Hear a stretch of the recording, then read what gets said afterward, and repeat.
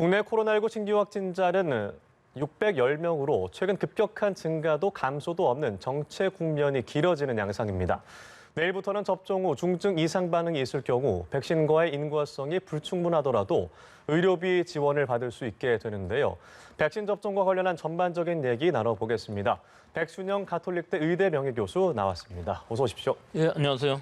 네, 어제 국내 코로나 신규 확진자가 610명, 이 전날보다 70명 적지만 이 주말 검사 건수 영향 같기도 하고요. 이렇게 지난 4월부터 400명대에서 700명대 왔다 갔다 하고 있습니다. 이런 흐름이 계속 이어지고 있네요. 예, 계속 이어지고 있고요. 주중에는 많아서 좀 700명까지 가지만 주말에는 또 500명 정도 돼서 지금 통계적으로는 한 주일간의 하루 평균은 600명을 좀 넘어가고 있는 상황입니다. 따라서 감소 추세는 아니고요. 또 그렇다고 급격한 증가 추세는 아니지만 이 600명이라는 수준이 유지되고 있다는 것은 상당히 좀 위험한 상황이죠. 또 감염 경로 불명의 환자도 30%에 가깝고요. 수도권에 있어서 선별검사소에서의 확진자도 거의 30%에 항상 가까워요. 즉, 이 3명에 1명 정도는 감염원 자체를 알 수가 없는 상황에 무증상 감염으로 지역사회 전파가 계속 일어나고 있다는 상황이기 때문에요. 또 특히 수도권하고 부산, 울산, 경남 지역에 있어서의 이 변이주들의 확산도 지금 굉장히 우려가 되는 상황이고 이 확산 속도가 굉장히 빨라져서 이 부분들이 변수가 될 수 있다고 생각을 합니다. 네, 걱정스러운 부분들이 많은데 이런 가운데 가장 우려되는 것이 이 고령층을 중심으로 위중증 환자가 계속 증가하고 있다는 겁니다. 이러면서 이 사망자도 더 늘어나지 않을까 이런 걱정도 있죠. 예, 사실 늘어나고 있다는 것이 어디를 기점으로 했을 때 늘어나고 있는가 하는 것은 문제일 수가 있는데요. 사실 4월 달에는 4월 중순만 해도 한 100명에 유지되는 것이 170명까지 올라갔다가 최근에는 150명으로 안정적이기는 해요. 근데 이것이 안정적이라는 의미가 과연 증가하지 않을 것이냐는 것은 아니거든요. 지금 5월 들어서 사망자 수만 보더라도 70명입니다. 치사율이 0.77%.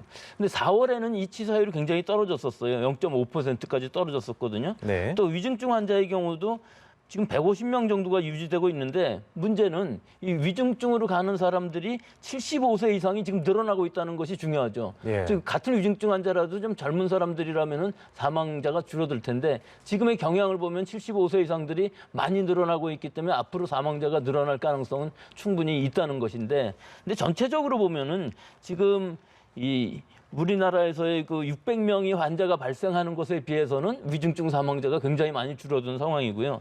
아마 지금 문제는 60세 이상이 아직도 접종을 못 받고 있거든요. 일반 시민들의 경우는 27일부터 이 접종이 이루어져야 되는데 아직까지는 접종받은 사람이 거의 없기 때문에 이 상황이 6월 말이 되면은 60세 이상들이 다 접종을 받게 되는 상황이 된다면은 아마 0.1% 이하로 치사율이요. 0.1% 이하로 줄어들 수 있는 가능성도 좀 기대해 볼 수 있지 않은가. 이런 상황이 되면 이 관리 가능한 질병이라고 할 수 있는 것이죠. 네, 60세 이상의 백신 접종이 어떻게 이루어지느냐에 따라서 달라질 수 있다 말씀해 주셨는데 이 백신 접종과 관련해서 이 백신 접종을 맞고 2주 정도의 이 항체 형성 기간이 있잖아요. 그 기간이 지나서도 이 양성 판정을 받은 이 돌파 감염 사례가 확인이 됐는데 좀 걱정할 사례인가요? 글쎄요, 그 숫자로는 그다지 많지 않은데요. 아주 미미한 숫자이긴 하지만 우리나라에서도 스푸트니크 백신을 2차례 맞은 후에 2주가 지났는데도 감염된 사례, 또 카투사라든지 군번이 그 얀센 백신을 맞았고 2주가 지났는데도 또 감염된 사례, 이런 것들이 나오고 있는데 이 돌파 감염이 생기는 이유는 어떤 원인이든지 그 환자의 면역력이 완전하지가 않아서 돌파 감염이 일어날 수가 있죠. 즉 항체를 제대로 만들어지 못했을 상황이 있는 것이고요. 또 하나는 그걸 돌파할 수 있는 변이가 생겼다는 것인데 이 두 가지 다 이제 위험할 수가 있습니다. 이렇게 면역이 부전한 사람들에서 이런 백신을 맞고 나서 만약에 이런 돌파 바이러스가 생긴다면은 이 바이러스는 결국은 이 예방 접종에 압력에도 불구하고 살아남은 바이러스가 되는 것이거든요. 그러니까 그런 변이주들이 많이 생기게 된다고 그러면은 그런 변이주들에 의해서 예방 접종이 무력화될 수 있는 가능성이 점점 높아진다는 것이기 때문에 그 한 사람에서는 중증이 안 가고 뭐 안전할지도 모르지만 이런 돌파 감염들이 자꾸 이어지다 보면은 전체적으로는 변이주들이 이 우리 백신의 효과를 완전히 무력화시킬 수 있는 데까지 갈 수 있다는 위험성이 생기는 것이기 때문에 굉장히 위험한 부분이 있습니다. 그럼 기존의 양성 사례보다는 돌파 감염이 뭐 더 위험하진 않다 이렇게 보는 그렇죠. 건가요? 본인 환자의 입장에서 보면 면역이 다 안 됐다 할지라도 위중증으로 가거나 사망하지는 않지만 이런 변이들이 자꾸 늘어나게 되면은 즉 면역 부전인 사람들이 많은 상황에서는 변이주들이 나오게 되거든요. 바이러스가 오래 생존하고 이 생긴 면역을 돌파하는 것들이 변이가 생기기 때문에 이 면역이 생기는 항체의 압력에도 불구하고 살아남는다는 게 중요한 것이거든요. 그러니까 전 세계적으로 이런 돌파 감염들이 많이 생기게 되면은 문제가 되기 때문에 확실하게 집단 면역을 시켜야 되는데 이게 어정쩡하게 집단 면역이 되다 보면 이런 환자들이 많이 나올 수 있는 가능성이 있다는 것이죠. 그렇군요. 이 백신 접종을 받는 것에 대해서 좀 두려움을 갖는 분들이 좀 계실 텐데 내일부터 좀 새로운 정책이 시행이 됩니다. 백신 접종을 받고 이 중증 이상의 반응이 나타나면 의료비 지원을 받았었는데 내일부터는 인관성이 직접적이지 않더라도 최대 1,000만 원 이상의 지원금을 받을 수 있다고요? 예, 이게 직접적이지 않더라고는 좀 표현이 애매한데요. 예. 이 인과관계가 확실하지 않을 경우라고 얘기할 수가 있습니다. 인과관계가, 어느 예. 쪽이든지 확실하면 아무 문제가 없는데요. 그 인과관계가 확실하지 않을 때에는 일단 치료를 받아야 조기에 이 증상이 악화되지 않고 치료가 될 상황이기 때문에 진료비에 있어서도 굉장히 부담이 덜하게 되겠죠. 그렇기 예. 때문에 이런 상황에서 일단 중증이 되면은 완전히 배제하지 못하는 상황에서는 이 인과관계를 일단은 인정을 하는 쪽으로 하고서 치료비를 적어도 1,000만 원까지는 보조를 하고 나중에 그 인과관계가 확실치 않다고 하더라도 다시 환수하지 않는다는 뜻이죠. 결국은 경증에서 뭐 며칠 정도 아픈 거보다는 30만 원 이하의 진료비 이런 거는 그다지 우리 국민들한테 부담이 되지 않는데 네. 사실은 입원을 한다거나 또는 상당히 오랜 기간 중환자실에 가게 되면 1,000만 원 이상 나올 수도 있는 상황이거든요. 그러니까 이런 부분들의 부담을 줄여줘야만 우리들의 백신을 접종하는 그 수용률이 높아질 수가 있는 상황이 될 수가 있기 때문에 굉장히 지금으로서는 적절한 조치라고 보는데 좀 네. 아쉬운 부분은 좀 1,000만 원보다는 좀 더 컸으면 좋지 않을까. 이거 왜 그러냐면은 예. 1,000만 원을 지원한다는 얘기가 아니고 한도를 정해놓는 것이기 때문에 이런 중증 환자가 그다지 많지는 않거든요. 그러니까 한 뭐 2, 3천만 원 정도 했어도 실제로 나가는 예산은 그다지 많지 않을 것으로 보이는데 좀 안타깝게도 한 1,000만 원 정도로 결정되어 있습니다. 네, 내일부터 시행되는 정책에 대해서 어떻게 반응할지도 좀 지켜봐야 될 것 같습니다.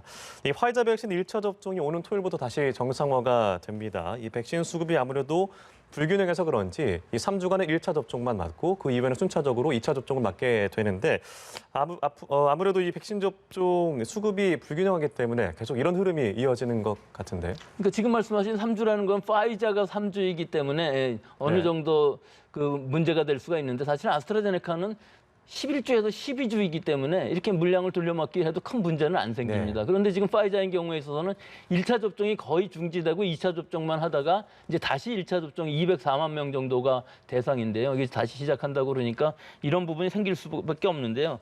결국은 지금 상반기에 들어와야 될 물량이 643만 회분 정도가 기도입이 되었기 때문에 이것이 35%에 불과합니다. 그러니까 지금부터 한 달 반 정도 남았죠. 6월 말까지는. 예. 이 기간 동안에 나머지 물량이 다 들어와야 되기 때문에 나머지 65% 물량이 들어와야 되지 않겠습니까? 그렇기 때문에 일단은 1차든 2차든 계획을 세워서 2차 물량을 미리 막고서 들어오는 물량 수급에 따라서 2차를 또다시 접종하는 이런 상황이 될 수밖에 없는 것이고 이것은 아마 상반기 중에 이런 상황이 반복될 것으로는 보이지만 6월이 지나고 아마 7월이 되면은 파이자 백신 같은 것들도 전 세계적으로 좀 물량 수급이 원활하게 될 가능성이 있기 때문에 예. 그때는 이제 방향이 좀 달라질 수가 있겠습니다만은 아직까지는 우리가 물량을 전부 확보해 놓고서 접종을 하는 상황은 아니기 때문에 이런 부분들은 계속될 것으로 보입니다.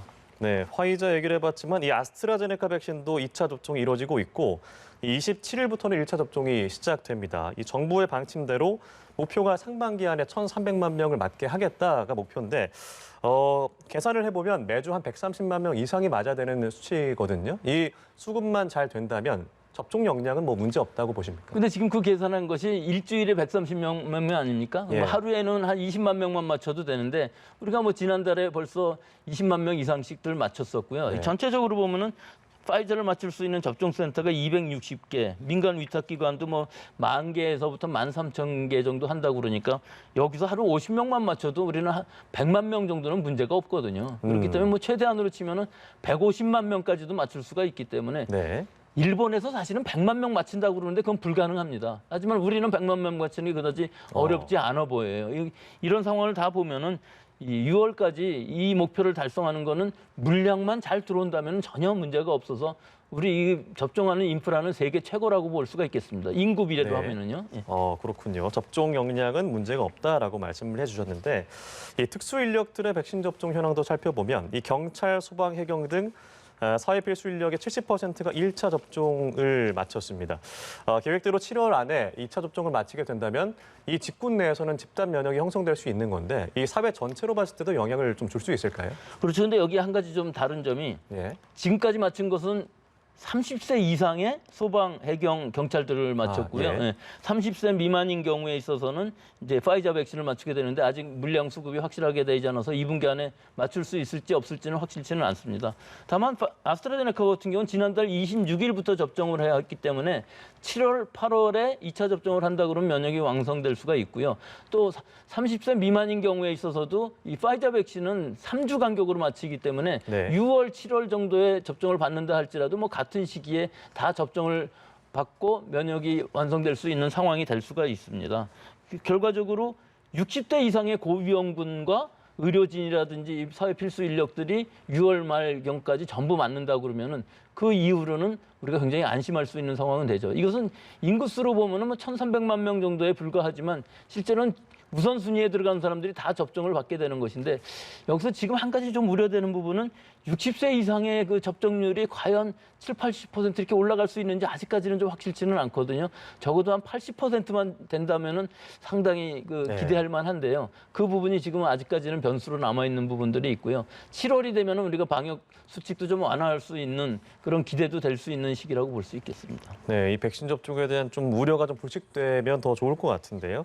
자, 교육부가 이 2학기에는 유초중고 학생들의 이 전면 등교를 추진하겠다라고 밝혔습니다. 이 7월부터 거리두기 개편을 하는 것과 맞물려서 전체 학생들의 이 대면 등교 수업이 좀 가능하겠습니까? 글쎄요, 뭐 우리가 코로나 이전처럼 전면으로 대면 수업을 한다 하는 것까지는 어려울지 몰라도 매일 등교하는 것 정도는 가능하지 않겠나 하는 그런 생각이 드는 것이 예. 일단은 학생인 경우에 있어서도 고3인 경우에는 뭐 방학 중에 다 맞출 수가 있고 교사들도 그 시기에 전부 맞춘다고 그러면은 전체적으로 우선순위에 있어서는 18세 미만을 빼고서는 일단은 학교에서의 환경에서는 전부 접종을 받게 되는 것인데 과연 이것으로 안전할까 하는 부분들은 우려가 되죠. 지금 학교 안에서의 집단 발생이 아직도 우려가 되는 상황이니까요. 물론 예. 학생들은 젊기 때문에 경증으로 끝나거나 무증상으로 끝날 가능성이 높지만 학교 안에서의 이제 집단 발생이 일어나는 경우는 사회 전체로도 지역사회 발생이 일어날 수 있기 때문에 이 부분들을 그럼 학생들은 언제쯤 맞출 수 있느냐 하는 것인데요. 사실 7, 8월 정도에 우리가 전체적으로 파이자 물량을 3,300만 명 정도 도입하기로 하였으니까 미국에서 파이자를 12세부터 15세까지도 권고가 되고 있거든요. 그러니까 우리나라에서도 그걸 허가한다고 그러면은 물량 수급에 따라서는 일단 그 학생들도 우선순위에 따라서 8월, 9월 아니라 뭐 10월 정도까지라도 접종을 받을 수 있다면 올 가을부터는 좀 안심하고 학교 갈 수 있는 상황이 될 수 있을 것으로 보이고 물론 그 학생 연령층들이 좀 나중에 맞는다 할지라도 지역사회 전체가 감염으로부터 상당히 안전한 상황이 된다 그러면은 학교에서 감염이라는 건 제한적이기 때문에 그런 네. 문제는 크게 없다고는 봅니다. 네, 이 학교 내에서 이 자가검사 키트를 도입하는 것에 대해서 좀 교육부가 부정적인 입장을 밝히면서 이동형 PCR 검사를 시범 도입하고 있습니다. 최근 이 검사를 통해서 한 명의 초등학생 확진자를 이제 찾아내기도 했고요. 근데 이 검사에 대해서 비용 대비 효과에 대한 의문도 나오고 있는 것 같아요. 그렇죠. 지금 4,000명, 5,000명 해도 한 명 정도 나오는 상황이기 때문에 네. 이런 양성률이라 그러면 사실은 그 비용 대비 효과는 상당히 제한적이라고 볼 수가 있죠. 근데 지금 말씀하신 것처럼 교육부에서 지금 그것을 학생들한테 자가 검사 키트를 쓸 수 없는 것이 아니라 방역 당국의 권고가 네. 지금 18세 미만인 경우에 있어서는 이것을 쓸 수 없게 되어 있기 때문에 문제이거든요. 그러니까 오히려 학교 같은 단체 생활을 하는 곳에서는 주기적으로 검사를 한다 그러면은 이 이동형 PCR 검사보다는 훨씬 더 빨리 찾아낼 수가 있고 또 일단 발생했을 때 집단 발생을 막아줄 수 있는 가능성이 있기 때문에 예. 특히 유증상자인 경우에 있어서는 간단하게 할 수 있는 이 자가검사 키트가 굉장히 유용할 것으로 보입니다. 따라서 목적에 따라서는 이런 선별 검사에 있어서는 자가검사 키트를 사용하면서 만약에 한 명이라도 양성이 나오면은 그 집단에 예를 들어서 학교 같으면 한 반을 전체를 다 PCR 검사를 함으로 해서 집단 발생을 막을 수 있는 효과가 있기 때문에 방법상으로서는 목적에 맞는 진단 검사를 쓰는 것이 좋다고 생각합니다. 네, 알겠습니다. 자, 미국 얘기로 넘어가 보면요. 이 백신 접종을 완료한 사람은 이 마스크를 벗고 다녀도 된다. 참 우리로서는 좀 부러운 얘기기도 하면서 한편으론 이게 정말 잘 될 수 있을까? 이런 걱정이 되기도 하는데요. 이런 방침이 우리나라에도 좀 영향을 줄 수도 있을 것 같습니다.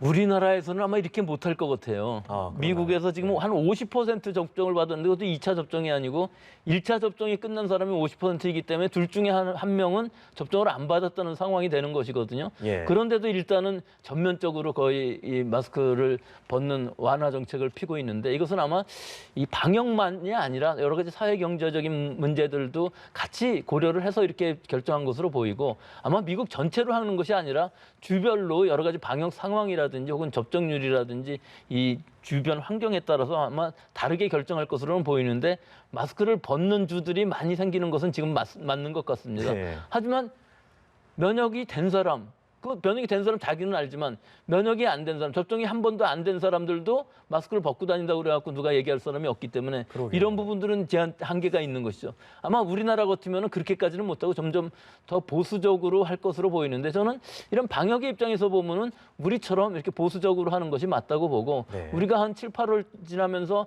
한 50% 정도 갔을 때 방역 수칙을 굉장히 많이 완화하면서 우리는 사실은 미국보다는 훨씬 더 좋은 환경이라고 볼 수가 있습니다. 우리는 지금 10만 명당 1명 정도밖에 나오지 않고 있거든요. 네. 그렇기 때문에 이것들이 좀 더 중증으로 가지 않고 사망하지 않는다면은 좀 더 선제적으로 할 수도 있을 것으로 보이는데 그것은 좀 7, 8월이 되면서 우리가 기대해 봐야 되겠습니다.